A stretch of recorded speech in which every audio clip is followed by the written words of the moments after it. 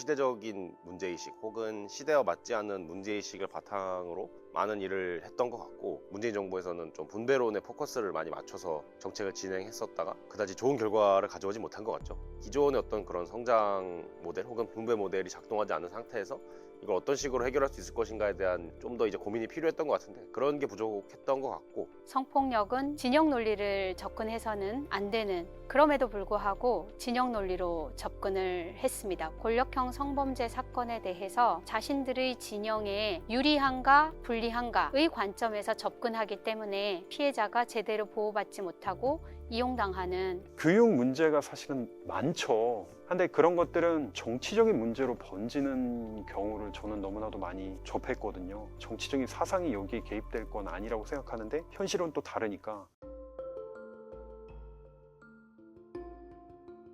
한번 이제 어떤 영역으로 진입하냐에 따라서 이후의 생애가 다 결정되는 게 굉장히 큰 문제라고 생각이 됩니다. 사실상 이제 대학을 어디를 가느냐, 그리고 그걸 바탕으로 취업을 어떻게 하느냐에 따라서 삶의 모든 이제 이후의 항방들이 결정되는 것이라고 생각하는 그런 문제들이 결국에는 어떤 본질인 것 같아요. 앞으로 이 코로나로 인한 교육 격차가 얼마나 큰 영향을 미칠지 솔직히 말씀드리면 좀 무서워요. 학교도 제대로 못 갔잖아요. 집에서 누군가의 감시나 도움 없이 학생 스스로 이렇게 학습을 제대로 할 수 있나요? 그러니까 성인도 그게 사실 쉽지 않거든요. 반면에 어느 정도 형편이 되는 학생들, 그런 가정은요, 이 코로나는 엄청난 기회였어요. 형편이 되는 친구들은 사교육받기 엄청 좋은 타이밍인 거죠. 자영업자분들에게 긴급 재난지원금이 제공이 됐었죠. 어떻게 보면 응급처치처럼 살리는 그런 역할이라고 전 이해하고 있거든요. 긴급 재난지원금이. 교육도 마찬가지라고 봐요. 지금 이 시기에 학생들이 공부해야 될 부분이 있어요. 근데 그냥 공백이 돼버렸다 하면은 학년이 올라가서 다음 학기, 그 다음 학년 했을 때 그 내용을 이해를 못해요. 이거 누적되거든요. 결국엔 대학 입시로도 이어지고 그게 계층으로 그냥 공고화되는 부분이기 때문에, 제가 두려운 점은 코로나로 인한 어떤 교육 격차는 어떤 면에서는 시작조차 되지 않은 부분이 있다고 생각이 돼요. 근데 그게 코로나로 인한 교육 격차였는지를 수치적으로 딱 이만큼이다라고 판명을 하긴 쉽지 않을 수 있겠지만, 잠깐 그 학기만 성적이 안 나오는, 이걸로 절대 끝나지 않는다는 겁니다. 이게 나중에 더 여실하게 드러나겠죠. 한국은 굉장히 상향지향적인 나라잖아요. 그런 것을 성취하는 과정에서 굉장히 큰 의미와 기쁨을 찾는 게 많은 한국인들이 갖는 문화적인 성향이라 생각됩니다. 그런데 이런 게 좌절이 되니까 심리적인 불만이 계속해서 누적이 됐던 것이고, 그와 동시에 이제 확산된 미디어 환경과 경제적, 사회적 변동에 따른 불만이 조응하면서 인터넷상에서의 사회 갈등, 세대 갈등, 젠더 갈등 등으로 이어진 것 같죠. 그런 것들을 이제 흡수를 정치가 이제 하고 있는데, 해소되는 게 아니라 더욱더 뭐랄까 격화되는 그런 양상인 것 같습니다. 여러 가지 부분에서도 상당히 예민해져 있다고 전 생각이 들거든요. 가진 것이 없는 사회초년생들 아니면 젊은 세대들 입장에서 봤을 때는 뭐 하나라도 내가 더 얻어야 된다는 생각이 욕심을 부리는 거 이전에 거의 생존의 문제이지 않을까 하는, 사회 자체가 어떻게 보면 생존하기 힘들어진 것 같아요. 제가 느끼기에도. 이런 상황에서는 배려라는 거를 얻기가 힘들죠. 과거처럼 성장이냐 분배냐 어떤 이원적 문제가 아니라 한국 경제 혹은 세계 경제 자체의 성질이 굉장히 많이 변화했다는 게 좀 중요한 지점 아닌가 싶습니다. 한국 안에서도 세계화된 경제에 참여한 부분과 그렇지 못한 부분 간의 격차가 굉장히 커지고 있는 게 그런 문제인 것 같고요. 청년 일자리나 뭐 빈곤 문제가 아니라 일반적인 이제 일자리 문제가 있는 거고, 이원화된 노동 구조나 이제 일자리 구조 속에서 상승이나 혹은 개선이 그런 기회가 주어지지 않는 것이 좀 더 문제로 제시돼야 되지 않나 이제 싶죠. 또 한 가지 부분에서 본다면은 기존에 기성세대들은 그냥 넘어갔던 문제들을 지금 청년 세대들, MZ 세대들은 문제 제기를 해주는 부분도 있거든요. 약대 정원이, 여대 정원이 엄청나게 많은 인원을 차지하고 있고 상대적으로 남학생들이 뭐 되기 어렵다, 이런 부분은 어떤 면에서는 기성세대 입장에서는 고마워해야 되는 부분이라고 생각하거든요. 최근에 나타나는 세대 교체 현상은 아예 기성세대가 모르는 그런 새로운 영역, 새로운 분야에서 먼저 이제 주도권을 잡은 다음에 그것을 바탕으로 중심부로 밀고 들어오는 그런 형태인 것 같습니다. 이준석 대표의 당선만 봐도 그렇고, 과거에 이제 기성세대들이 전혀 중요한 것으로 신경도 안 썼던 미디어 공간이라든가 커뮤니티라든가 주변적이라고 생각했던 이슈들에서 발화점이 타올라가지고 그것이 역으로 새를 만드는 그런 모양새가 있잖아요. 주변부 영역에서 장악한 움직임들이 얼마나 성공적으로 밀고 들어오냐, 뭐 이게 이제 관건이라고 할 수 있겠는데, 그런 양상들이 다른 데서도 좀 더 많아질 것 같죠. 아무래도 여러 세대가 공존하는 그런 공간이라면.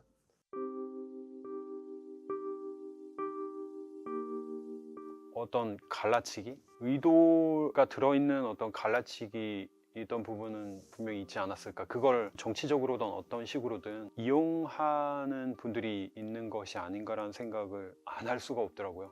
이제 이번 정부의 어떤 성평 정책부터 좀 바라봐야 될 것 같은데, 온라인 페미니즘이라는 거대한 대중운동의 조류를 받아 안아서 그걸 정책화시키고 그걸 이제 추진을 했었다가 대대적인 지금 역풍을 맞고 있는 거죠. 안티 페미니즘이라고 할 만한 20대 남성들이 그런 조류도 아마 초반에는 그렇게 굉장히 강력한 기세로 타오를 것이고, 차기 정부가 어떤 식으로든 이걸 의제해가지고 공적인 부분에서 반영을 하도록 노력을 할 것 같습니다. 그렇다면은 여기서 두 가지 시나리오가 등장하는데, 온라인 페미니즘이 걸었던 길을 반복을 할 것인가, 급진적이고 격렬한 대중운동으로서 타올라서 공적 영역에 반영을 했는데 적당히 이제 힘이 빠지고 수그러들 것인가, 혹은 다양한 사회나 생활의 어떤 전면들에서 계속해서 갈등이 이어진다면은 오히려 더 서로가 이제 서로를 싸우면서 더 격렬해지면 더 격렬해졌지 소강되진 않을 수도 있죠.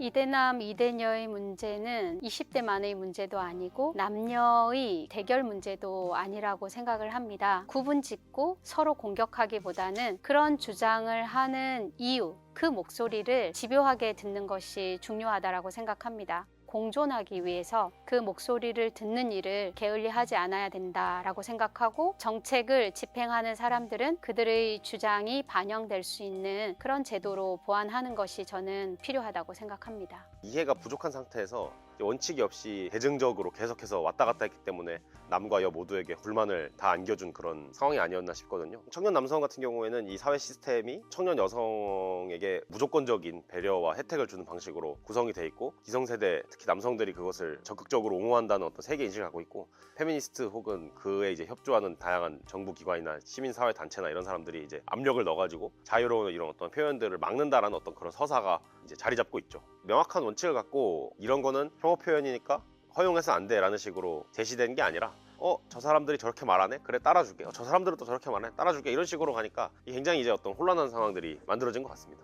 반대로 이제 청년 여성층 같은 경우에는 여전히 이 사회는 굉장히 가부장적인 사회고, 그런 것들을 더 이상 누리게 되지 못할 것 같으니까 청년 남성이 반기를 들고 사회 시스템도 그것을 이제 적극적으로 반영하고 있다, 이런 데서 위협감을 느끼는 게 일단은 첫 번째죠. 박원순 시장 사건 같은 여권의 어떤 주요 인사들의 성폭력 이슈에 대해서 원칙적인 대응을 하지 못한 것들이 좀 실망감을 안겨줬겠죠. 아, 그래, 니들도 뭐 똑같구나, 그러면 우리는 누구를 지지해야 되는가라는 어떤 그런 혼란도 있었을 것 같고. 안희정 성폭력 사건이 있었고, 오고돈 성폭력 사건이 있었고, 박원순 성폭력 사건이 있었습니다. 이 세 사건 모두 거대 권력을 가진 집권 여당 소속의 권력자들이었습니다. 현실적으로 들여다보면 공적 역할과 사적 노무의 경계가 매우 모호한 가운데 피해자들이 성적으로 괴롭힘을 당하고 노동권에 있어서도 착취를 당하는, 본인의 건강을 위해서 약을 복용해야 된다거나 운동을 한 다음에 속옷을 챙겨 입어야 된다거나 가족들하고 먹을 음식을 준비하는, 박원순 사건에 있어서도 이런 사적 노무를 요청했을 때에는 거절하도록 방안을 마련하고 있는데, 피해자가 싫다라고 거절하는 것은 사실상 불가능하다라고 봐야 합니다. 요구하는 행위 자체가 징계 대상이 될 수 있도록 저는 그렇게 접근하는 것이 현실적인 방안일 것이라고 생각합니다. 그런데 권력형 성범죄 사건에 있어서 가해자가 사망했을 때 사실 우리 사회가 고민해야 될 부분이 나타난 것이거든요. 박원순 사건 같은 경우에는 피고소인이 자살한 게 확인된 이후에 그런 압수수색 영장 청구를 신청하지도 못했습니다. 피의자가 사망했기 때문에 더 이상의 적극적인 수사는 할 수 없다라는 그런 관행에 따른 것인데요. 검찰 사건 사무규칙에 보더라도 피의자가 사망했을 때 공소권 없음 처분을 하도록 되어 있을 뿐 어떠한 수사도 일체 해서는 안 된다, 이런 규정은 사실 존재하지 않습니다. 피의자의 사망은 실체 진실 발견에 장애가 되는 것은 아니기 때문에 수사기관에서 적극적으로 수사하도록 법적으로 보완을 해서 명시하는 것이 필요하다. 사실은 여성가족부 폐지를 주장하시면서 사람들이 박원순 사건에서 너희가 한 일이 무엇이냐 이런 공격을 하기도 하는데, 그것이 일반인들에게 제대로 알려지지 못하고, 또 성폭력 피해자들이 여성가족부로부터 지원을 받아도 내가 여성가족부에서 이런 지원을 받았어요, 왜냐하면 내가 폭력 피해자거든요, 이렇게 드러내고 말할 수 없거든요. 그런 이면의 부분에 대한 것도 우리가 좀 고려를 해야 합니다. 다만 여성가족부에서 장관, 고위 간부 이런 분들이 이런 폭력 피해 사건이 발생했을 때 정권의 눈치를 보지 않고 가치를 지향하는 목소리를 제때에 정확히 내주었다라고 하면 오늘날의 이런 공격으로부터는 조금 자유로울 수 있지 않았을까. 여가부를 폐지하고 존치하고 그 자체가 저는 당위가 되어서는 안 된다고 생각을 합니다. 여가부라는 이름이 폐지된다고 해서 우리 사회에서 취약한 위치에 처한 그 사람들을 지원하는 정책을 없애버릴 수는 없거든요.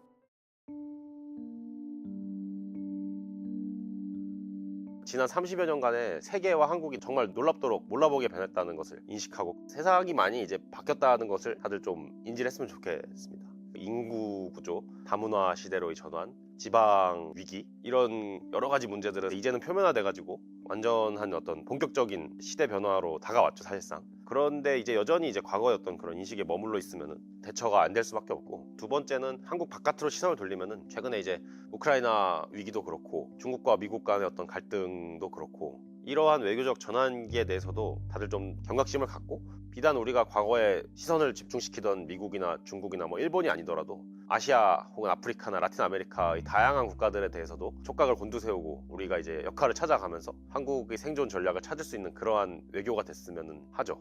끝으로 이제 두 번의 정부에서 다 보였던 건데, 결국에는 잘못을 인정하고 타협해 나가는 자세가 좀 필요했던 것 같습니다.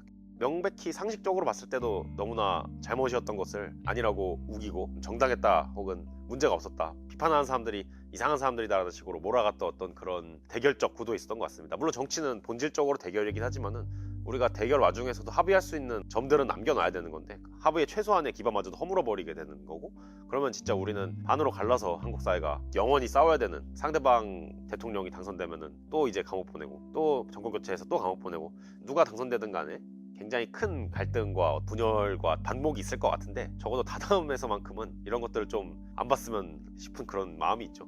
다음은 뭐 얼마 남지도 않았는데 눈에 보이지 않습니까 벌써? 감옥에 가는 일이 없었으면 좋겠고요. 저 어른으로서 좀 부끄러울 때도 있어요. 우리나라 역사에 대해 이야기하거나 우리나라 뭐 시사 아니면은 경제, 정치 뭐 이런 이야기를 하거나 할 때 역대 대통령 분들을 보면은 끝이 안 좋았던 적이 훨씬 더 많죠. 형사처벌을 받으시거나 등등등. 학생들이 그걸 보고 애국심이랄 수도 있고 자부심 이런 것들이 그런 부분에서 굉장히 떨어지는 걸 전 느끼거든요. 범죄를 저질렀다는 식으로 학생들에게 인식만 되지 않아도 저는 너무 좋을 것 같아요. 이번에 대통령으로 선출되시는 분은 이런 위력 성폭력 사건이 발생했을 때 적극적으로 피해자의 목소리를 들어봐 줬으면 좋겠습니다. 피해자는 심지어 가해자 스스로가 극단적인 선택을 해서 삶을 마감한 이후에도 가해자를 지지하는 수많은 사람들과 끊임없이 싸워 나가야 되거든요. 이 싸움을 피해자 혼자서 끊임없이 하도록 하는 것은 야만 사회와 다름없다고 생각합니다. 군대 내 성폭력에 대해서 피해자가 자살하는 안타까운 사건이 있었는데 장례식장에 대통령이 조문을 갔다는 그런 기사를 보았습니다. 피해자가 너무 힘들어서 사망했을 때 작동하는 공감이 왜 살아있는 피해자에게는 작동하지 않을까? 현재 살아있는 피해자, 무수한 2차 가해로 상처받고 죽음을 끊임없이 생각하는 그 피해자의 목소리를 듣게 되면 다시 해야겠다.